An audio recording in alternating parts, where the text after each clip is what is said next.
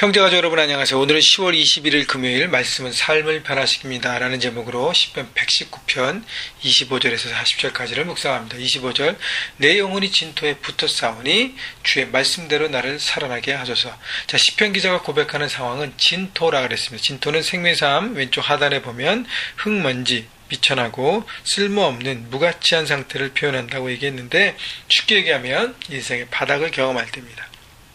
인생의 바닥을 경험할 때 하나님 말씀이 나를 살아나게 했다고 얘기하는 것입니다. 여러분, 말씀대로 나를 살아나게 하셨다는 것은 하나님의 그 말씀, 약속의 말씀이 우리를 솟아나게 하고 우리를 새롭게 하고 우리를 하나님의 뜻으로 인도한다는 것이죠. 과연 나는 붙잡을 하나님 말씀이 있는가? 하나님께서 이미 많은 말씀을 주셨는데 나는 붙잡고 있는가? 그것을 붙잡을 때 우리 영혼이 인생의 바닥에서 일어나게 되는 것이죠. 26절 내가 나의 행위를 아뢰매 주께서 내게 응답하셨사오니 주의 일례들을 내게 가르치소서. 자, 내가 나의 행위를 아뢰는다고 얘기하는 것은 하나님 앞에 고백하는 것이고 응답하셨다는 하나님의 기도에 응답하셨다는, 그래서 말씀을 통해서 하나님과의 교제하고 기도 가운데 나갈 때 우리 영혼이 바닥에서 일어나는 것입니다. 27절 나에게 주의 법도들의 길을 깨닫게 하여 주소서. 그리하시면 내가 주의 기이한 일들을 작은 소리로 읊조리이다. 자, 말씀을 주시는 그 묵상을 얘기하는데 하나님께서 주신 말씀을 주님께서 그 길들을 보여주시고 나를 깨닫게 해주신 거죠. 여러분, 깨닫는 것은 우리의 능력으로 깨달을 수가 없습니다. 하나님께서 성령 하나님을 통해서 가르쳐 주시고 조명해 주시고 이것을 풀어 주실 때만 우리가 이해하고 받아들일 수 있는 것이죠. 그때 우리가 그 말씀을 묵상하면서 그것을 내 삶에 적용하기 시작하는 것이죠. 여러분, 그래서요, 하나님 말씀은 내가 원한다고 해서 내가 받고 원한다고 해서 깨닫는 게 아니라는 것을 여러분 깨달으시고 주님 앞에 구하십시오. 주님, 내 영혼에 빛을 비추셔서 말씀을 깨닫게 하여 주옵소서. 우리 클릭큐티 할 때도 마찬가지예요. 제가 말씀을 들으면서 여러분 깨달아야 여러분 삶 가운데 적용할 부분들을 찾아내고 적용하면서 하나님 안에 거하는 것입니다. 28절 나의 영혼이 눌림으로 말미암아 녹사오니 주의 말씀대로 나를 세우소서. 자, 민생이 밑바닥에서 얼마나 힘들냐면 자기 영혼이 녹는다고 표현합니다. 그때 하나님 말씀으로 나를 세우소서. 나를 세우는 것은 하나님 말씀밖에 없다는 것이죠. 29절 거짓 행위를 내게서 떠나게 하시고 주의 법을 내게 은혜로이 베푸소서. 거짓 행위를 떠난다는 것은 내 안에 거짓된 마음, 거짓을 추구하는 이 경향들을 하나님, 성령 하나님을 통해서 말씀을 통해서 나를 이렇게 붙잡아 주옵소서. 그렇고요. 또 하나는 내가 삶으로 거짓 행위를 버리겠습니다라는 또 다른 밑바닥에 얘기가 있는 것입니다. 30절 내가 성실한 길을 택하고 주의 길들을 내 앞에 두었나이다. 자, 그래서 하나님 말씀을 대로 살기 위해서는 우리가 올바른 선택을 해야 하는 것이죠.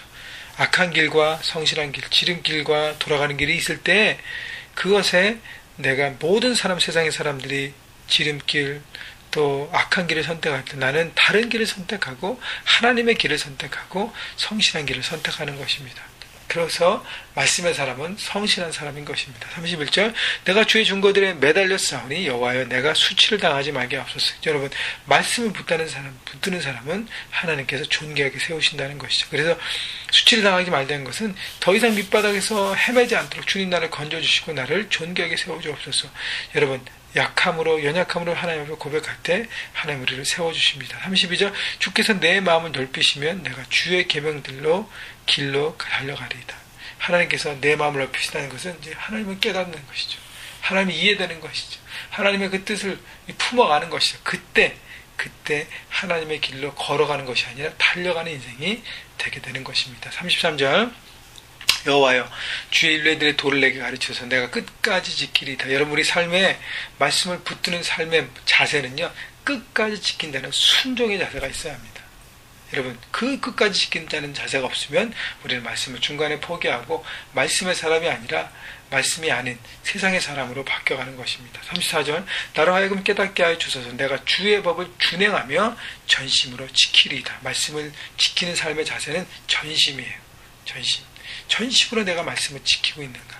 말씀을 전심으로 지키지 않으면 나는 말씀대로 살아갈 수 없습니다. 온전하게 해도 실패하는 것이 인간이에요. 그래서 전심으로 그런 의지를 우리 안에 결단을 해야 된다는 것이죠. 35절 나로 하여금 주의 계명의 길로 행하게 하소서. 내가 이를 즐거워함이니이다. 또 하나는요, 말씀을 즐거워해야 돼요. 즐거워하기는 뭐예요? 하나님의 은혜를 경험해야 하는 것이죠. 하나님께서 함께 하시면 경험해야 하는 것이죠. 하나님이 내 삶 가운데 역사하시면 경험할 때 이거구나라고 깨닫고 정말 기뻐하는 것. 그것이 바로 말씀을 즐거워하는 삶인 것입니다. 36절 내 마음을 주의 증거들에 향하게 하시고 탐욕으로 향하지 말게 하옵소서. 나는 무엇을 내 삶에 이렇게 보느냐 방향을 정하느냐에 따라 들린 거예요. 인간의 경향, 죄로 가는 경향, 탐욕에 대해서 내 마음을 두고 있는가 아니면 하나님 말씀을 들고 있는가. 또 37절 보세요. 내 눈을 돌이켜 허탄한 것을 보지 말게 하시고 주의 길에서 나를 살아나게 하소서. 나는 허탄한 것을 바라보고 있는가 아니면 하나님을 바라보고 있는가. 무엇을 보느냐에 따라서 우리의 선택이 틀려지는 것입니다. 그래서 38절 주를 경외하는 주의 말씀을 주를 경외하게 하는 주의 말씀을 주의 종에게 세우소서. 그래서 말씀의 그 견고함을 내 삶 가운데 세워달라고 시편 기자는 하나님 앞에 고백하는 것입니다. 말씀이 내 안에 살아날 때 온전하게 세워질 때 우리는 하나님의 뜻 가운데 하나님의 마음을 품고 선택하게 되는 것이죠. 39절 내가 두려워하는 비방을 내게서 떠나게 하소서. 주의 규례들은 선하심이다. 자, 내가 하나님 말씀을 선택하고 올바른 길로 가려고 할 때 나를 공격하고 나를 비방하고 나를 흠집내려는 악한 영의 세력, 어둠의 세력, 세상의 그런 소리들을 하나님 그 모든 것을 극복할 수 있도록 하나님의 선하심 붙들 수 있도록 역사해달라고 간구하는 것입니다. 40절 내가 주의 법도들을 사모하였사오니 주의 의로 나를 살아나게 하소서. 하나님 말씀을 사모하는 사람은 하나님께서 소생시켜 주십니다. 여러분 말씀은 곧 하나님입니다. 우리가 말씀을 붙들고 내 삶의 가장 중요한 것이라고 내가 선택하고 사모하고 기대하고 바라볼 때 그 말씀이 소생케 하는 능력이 있어서 나를 살린다는 것이죠. 말씀은 때로는 치료하게 합니다. 말씀 우리 영혼에게 능력을 줍니다. 그래서 내 힘으로 감당할 수 없지만 하나님의 능력으로 설 수 있는 것이 바로 말씀의 힘이에요. 그래서 오늘도 시편 121편에 내가 산을 향하여 눈을 돌리라. 나의 도움이 어디서 올고. 여러분 나의 도움이 어디서 와요? 천지를 지신 하나님께로다. 하나님 말씀을 붙들고 하나님 이 삶 가운데 주님 도우시옵소서. 내가 도움을 찾으러 다른 곳에 가지 않고 하나님께로만 나가겠습니다.